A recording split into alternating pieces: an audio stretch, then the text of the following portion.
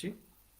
আজকে আমরা আলোচনা করব মাইক্রোসফট এক্সেলের মধ্যে কিভাবে আমরা কাউন্টডাউন এবং স্টপওয়াচ বানাতে পারি সেই বিষয়টি মূলত আলোচনা করব। শুরুতে আমরা এক্সেলের একটি ইন্টারফেসের মধ্যে আমরা এখানে একটা সময় লিখি, যেমন আমরা যে কোনো কার্সারের মধ্যে আমরা ক্লিক দিয়ে কিবোর্ড থেকে 00 কোলন, যেমন আমি এখানে 5 মিনিট যদি স্টপ ওয়াচে দেখাইতে চাই অথবা কাউন্টডাউন দেখাতে চাই, আমি এখানে লিখলাম 05:00। তারপর আমার কাজ শেষ। আমি বাহিরে যে কোনো একটা সেলে ক্লিক দেবো। ক্লিক দেওয়ার পর আমি একটু বড় করে নিই সবার বোঝার সুবিধার্থে। আমি তারপর এই সেলে ক্লিক দেব। ক্লিক দেওয়ার পর আমি রাইট বাটনে ক্লিক দেব। রাইট বাটন ক্লিক দেওয়ার পরে এরকম একটি ফরম্যাট সেল আসবে। আসার পর আমরা দেখতে পাচ্ছি যে টাইপ, এই টাইপ থেকে আমরা মূলত এখানে মিনিট এবং সেকেন্ড দেখাবো। আমরা নিচের দিকে স্ক্রল করে এই যে দেখতে পাচ্ছি এমএম এবং এসএস, মিনিট এবং সেকেন্ড আমরা দেখাতে চাচ্ছি, সেহেতু আমরা এখানে ক্লিক দিলাম। ক্লিক দেওয়ার পর আমরা এখানে ওকে ক্লিক দিলাম। ওকে, এখন আমি এটাকে একটু মোটামুটি ভাবে একটা ভরাট দিয়ে দিই আমার বোঝার সুবিধার্থে। আমরা এখান থেকে একটা আউটলাইন বর্ডার দিয়ে দিলাম আমার এই এক্সেল শিটের মধ্যে। ওকে, এখন আমরা কয়েকটি বাটন বানাবো, 3টা বাটন বানাবো। একটা হলো স্টার্ট বাটন, একটা হলো স্টপ বাটন, আর একটা হলো রিসেট বাটন। ওকে, তাহলে বাটন কিন্তু আমরা কিভাবে বানাবো?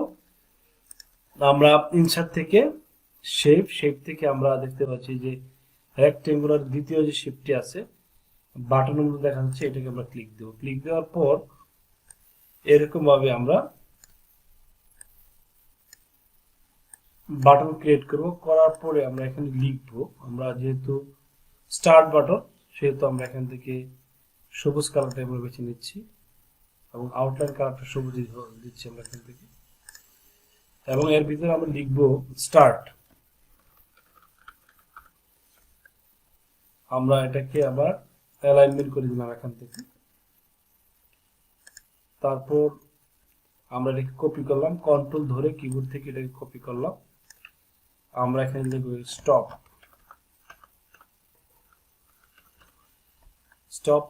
স্টপের যে এই বাটনের কালার আমরা এখান থেকে লাল রেড কালার দিয়ে দিই।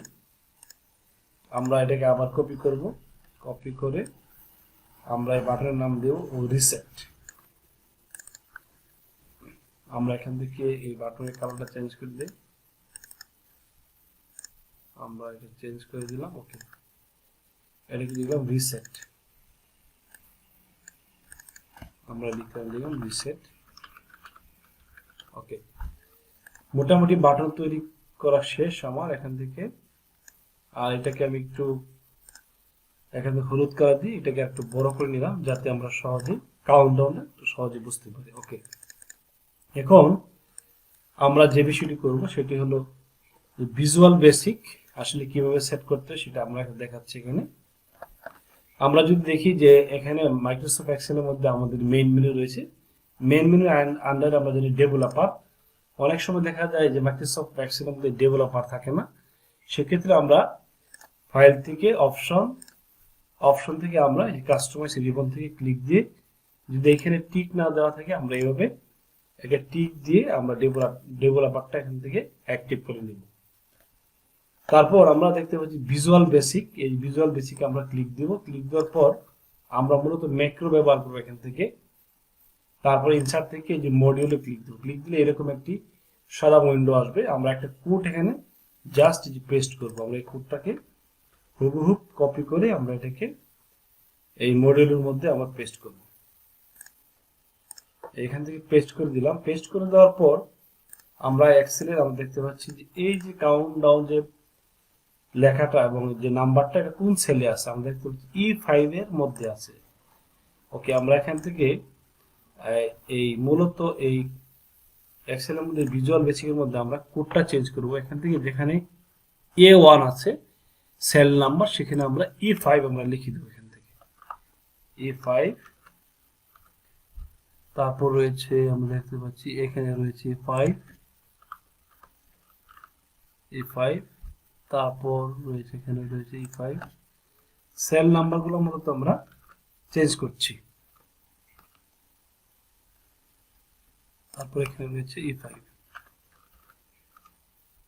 এখন আমরা দেখতে পাচ্ছি কত মিনিট এখানে কাউন্টডাউন হবে। আমরা জানি 5 মিনিট, আমরা এখান থেকে চেঞ্জ করলাম না। যদি আমরা আরো বেশি দিতে চাই তাহলে আমরা এখানে 5-এর অধিক আমরা লিখে দেব। ওকে, এখন আমরা চলে যাব আমাদের এক্সেলের স্ক্রিনে। আমরা এই স্ক্রিন থেকে আমরা এই যে স্টার্ট বাটন আমরা দেখতে পাচ্ছি, এটার উপর রাইট বাটন ক্লিক দেব। রাইট বাটন ক্লিক দেওয়ার পরে এরকম একটা মেনু আসবে, এখান থেকে আমরা অ্যাসাইন ম্যাক্রোতে ক্লিক দেব। অ্যাসাইন ম্যাক্রোতে ক্লিক দিলে আমরা দেখতে পাচ্ছি যে টাইমার মানে স্টার্ট।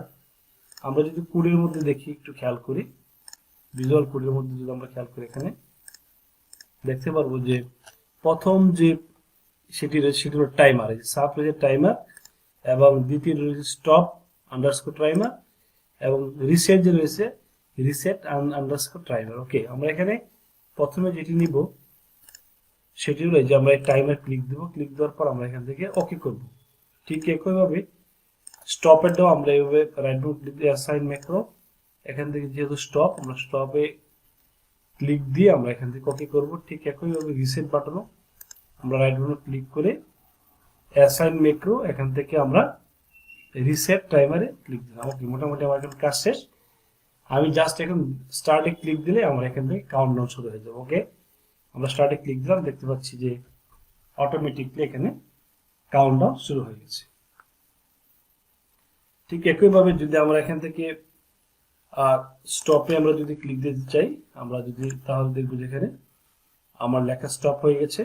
এখন আমরা রিসেটে ক্লিক দিলে রিসেট হয়ে যাবে। ওকে, আবার স্টপে ক্লিক দিলে এখান থেকে স্টপ হয়ে যাবে। ওকে, তো এইভাবে আমরা আমাদের এই কাউন্টডাউন আমরা এই এক্সেলের মধ্যে স্টপওয়াচ আমরা সহজে তৈরি করতে পারি।